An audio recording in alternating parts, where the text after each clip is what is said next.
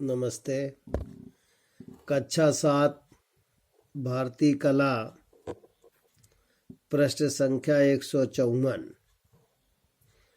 वर्ली कलाकृतियों का सफर घर की गोबर मिट्टी की सतह वाली दीवार से शुरू होकर आज की तारीख में कैनवस तक आ पहुंचा। इस लोक कला का चित्रण अब प्रिंट माध्यम से साड़ियों, चादरों आदि की छपाई और धागे से कढ़ाई के रूप में भी किया जाने लगा। मधुबनी लोक कला बिहार क्षेत्र की है। बधुमन का अर्थ है माधुर्य वन अथवा शहद उद्यान।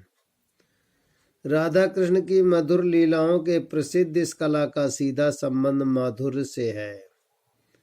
यह कला आम केलों के झुरमुट में कच्ची झोपड़ी से घिरे हरे भरे तालाब वाले गांव में पीढ़ी दर पीढ़ी से चली आ रही है। यह आसपास के मिथिला क्षेत्र में भी प्रसारित है। विद्यापति की मैथिली कविताओं की रचना स्थली इस कलात्मक अंचल में मुख्यतः मुजफ्फरपुर, मधुबनी, दरभंगा और सहरसा जिले से आते हैं। मधुबनी कलाकृतियां तैयार करने के लिए हाथ से बने कागज को गोबर से लीपकर उसके ऊपर वनस्पति रंगों से पौराणिक गाथाओं को चित्रों के रूप में उतारा जाता है। प्रश्न संख्या 154 में पहला प्रश्न इस प्रकार है, वर्ली कलाकृति की सफर कहाँ से शुरू हुआ और आज तक कहाँ तक पहुंचा। प्रश्न नंबर 2 है, लोक कला का चित्रण अब कैसा किया जा रहा है। प्रश्न नंबर 3 है, मधुबन का क्या अर्थ है। माधुर्य से आप क्या समझते हैं। विद्यापति कवि ने क्या क्या रचनाएं लिखी और इसमें कौन कौन से जिले आते हैं। मधुबनी कलाकृतियां पहले क्या की जाती हैं और किस रूप में इनके चित्रण किए जाते हैं। विद्यार्थी प्रश्न उत्तर लिखेंगे। चित्रों के लिए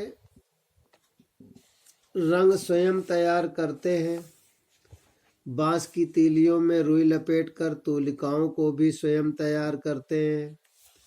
इन कलाकृतियों में गुलाबी, पीला, सिंदूरी, सुगापंखी, हरा रंगों का प्रयोग होता है। काला रंग ज्वार को मिलाकर प्राप्त किया जाता है। यह फिर दिए के कालिक को गोबर के साथ मिलाकर तैयार किया जाता है। पीला रंग हल्दी और चूने को बरगद की पत्तियों के दूध में मिलाकर तैयार किया जाता है। पलाश या टेसू के फूल से नारंगी, कुसुम के फूलों से लाल और बेल की पत्तियों से हरा रंग बनाया जाता है।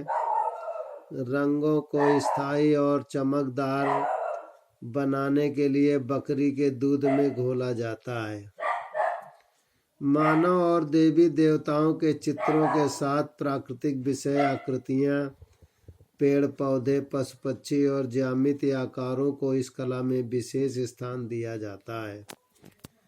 तोते, कछुए, मछलियां, सूर्य, चंद्रमा आदि मधुबनी के प्रिय विषय हैं। भारतीय पौराणिक अवतारों की आधार झलक इनमें स्पष्ट दिखाई देती है। बांस, फूल, कमल, लताएं स्वास्तिक, धन धान्य की समृद्धि के लिए शुभ मानक चिन्ह चित्रित किए जाते हैं। दीवार और कागज के साथ ये कला मिट्टी के पात्रों, पंखों और विवाह के अवसर पर प्रयुक्त होने वाले थाल और थालियों पर भी की जाती है। भारतीय समृद्ध कला परंपरा के ये केवल 4 नमूने हैं।